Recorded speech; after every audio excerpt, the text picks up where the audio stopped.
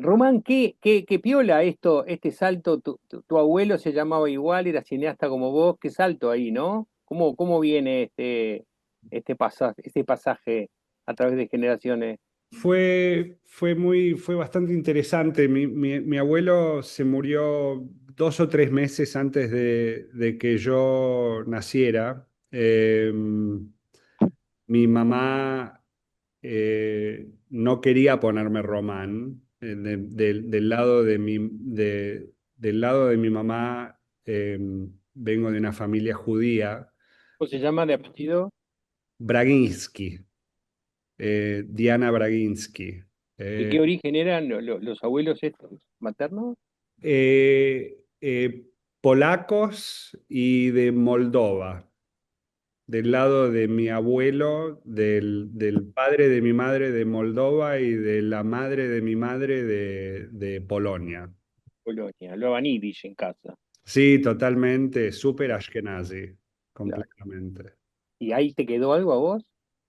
Eh, yo no fui educado en la tradición judía, más allá de que estudié acá en Estados Unidos, en New York, rodeado de mucha gente de esa tradición, así que fui a miles de bar mitzvahs y bat mitzvahs como chico.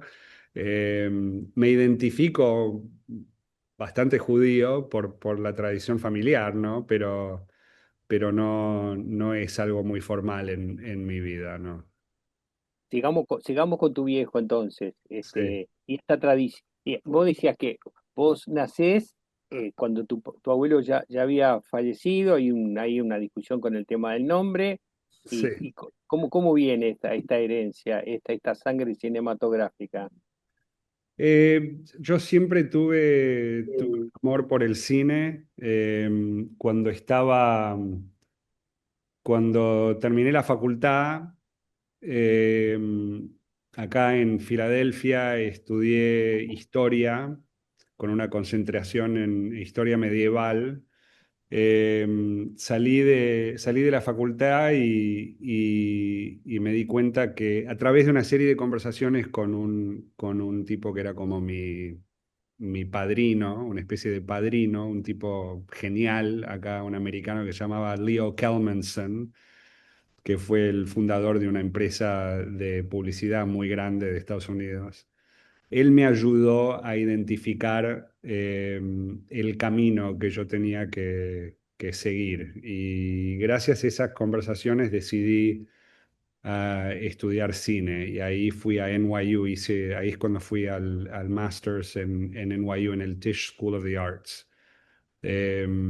Y luego de eso trabajé muchos años como camarógrafo, hasta que un día, tras una experiencia bastante negativa con un director que había afanado 7 millones de dólares de fondos que se suponían que los iba a usar para el rodaje de una película y se lo había patinado todo en autos y casas y vacaciones y cosas así. Y yo estaba trabajando para él. Descubrí todo eso, me deprimió muchísimo como experiencia y lo llamé a mi padre y le dije, mira, este, para ese entonces yo ya había hecho muchas animaciones para mi papá.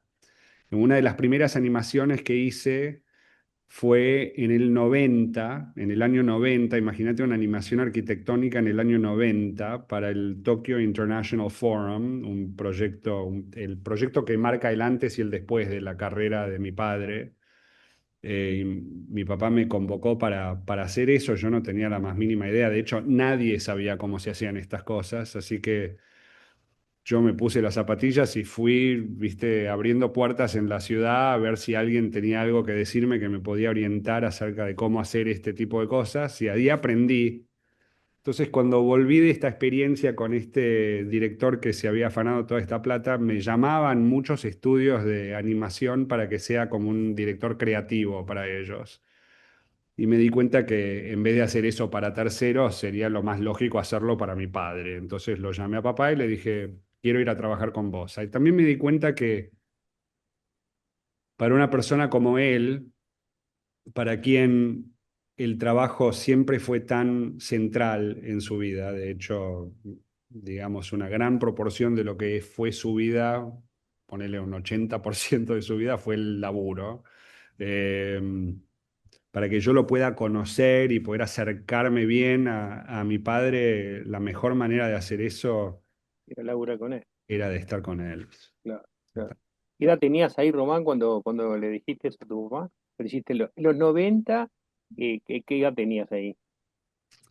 En los 90 y yo nací en el 70, así que estaba de 20 años. Veinteañero. Sí. ¿Vos sos el único hijo? Yo soy el único hijo de mi padre. Mi madre tiene dos hijos, mayores a mí, que son mis medios hermanos, pero que son muy cercanos y siempre fueron parte de mi vida. ¿Vive tu mamá? Vive, sí, sí, tiene 86 años, y vive acá en New York. Vivimos en el mismo edificio, por suerte. ¿A qué se dedicó ella? Mamá hizo muchas cosas, pero creo que tuvo más éxito como diseñadora de interiores, y tuvo una carrera bastante exaltada en ese rubro. Llegó a diseñar el apartamento de Beyoncé y Jay-Z, por ejemplo, Buah, entre otros clientes. ¿pero con ayuda del marido o por No, la no, de no, ella? no, no, no, no. Bueno, las cosas que tenían que ver con arquitectura siempre sí, pero mamá también ayudó muchísimo a mi padre. Hizo muchos interiores para el estudio, y hizo una contribución muy grande. Perdón. Hizo una contribución muy grande a muchísimos proyectos de mi padre, del lado del interiorismo.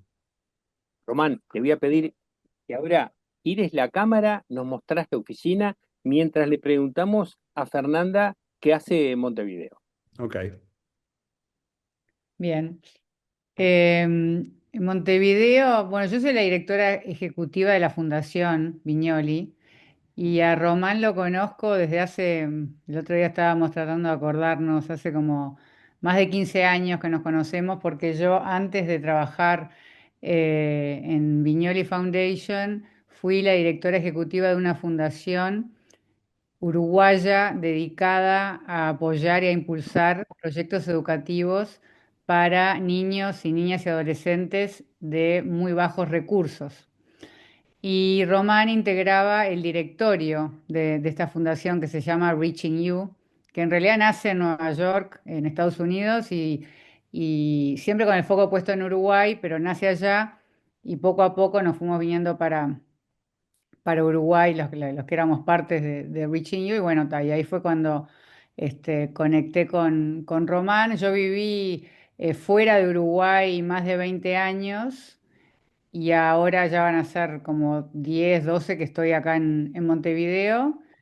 Y lo que hago, bueno, es trabajar, digo, desde acá, gracias a toda esta posibilidad que nos da la tecnología, en llevar adelante esta visión que nos compartía Román, ¿no? De lo que es la fundación, de lo que pretende hacer, de es mantener vivo y vigente el legado de Rafael Viñoly, ¿no? Esa carrera tan vasta y que fueron más de 60 años, ¿no? 60, 50, ¿no? 60 años de creación y de aporte a la arquitectura mundial, ¿no? Entonces, trabajamos codo a codo con Román, digo, es un equipo, básicamente somos nosotros, él como presidente de la fundación, con un directorio, y yo como la parte del equipo profesional de Viñoli Foundation, así que eso es lo que hago Nanda, acá. ¿cuáles eran los objetivos de Rafael como respecto a la fundación y qué es lo que Román cambia o le da como nuevo impulso? Capaz que esa pregunta es para Román. Digo, Sí, sí, me parece que es para ti, ¿no? sí, como te comenté al principio, Rafael no tenía una visión específica de qué hacer con la fundación. Era más bien una manera de canalizar estos impulsos que tenían mis padres, ¿no? Para donar a diferentes cosas. Entre ellas Reaching You, por ejemplo. por el cariño que Rafael siempre le tuvo al Uruguay. Él siempre se sintió uruguayo, no argentino, ¿no? ¿Mm? Eh, ¿Volvía con frecuencia? Mucho, siempre Ah, tuvimos una casa en Uruguay, ¿dónde? en el Tesoro, en Punta del Este, cruzando el puente, cruzando el Lengue Lengue a la izquierda. El Puente de él. No, el puente que hace así, Sí, sí, sí. que nosotros le decimos el Lengue Lengue, no sé si todos le dicen o No, no. Eh, Entrando a la barra, a la izquierda hay un barrio muy chiquito que se llama El Tesoro y siempre tuvimos una casa ahí. En el 2009 vendimos la casa y nos compramos un terreno en el Camino Egusquiza y nos construimos una casa ahí. Un poco el sueño dorado del arquitecto. Se construyó su propia casa. La primera casa que teníamos era una casa antigua con techo de quincho, nada que ver con Rafael Viñoli. Finalmente se pudo construir su propia casa. Así que vamos muy a menudo. Y yo desde el 2014. En el 2014 mi padre y yo decidimos establecer una desarrolladora inmobiliaria, eh, porque vimos que era algo que podríamos hacer bien, porque teníamos capacidad y agencia sobre todas las etapas, todos los pasos de esta cadena de valores, ¿no? Entonces integramos una empresa que se llama Integrated Developments y nos dimos cuenta, yo me di cuenta en 18 segundos que no podía trabajar en Estados Unidos porque no teníamos suficiente capital. Es todo carísimo acá.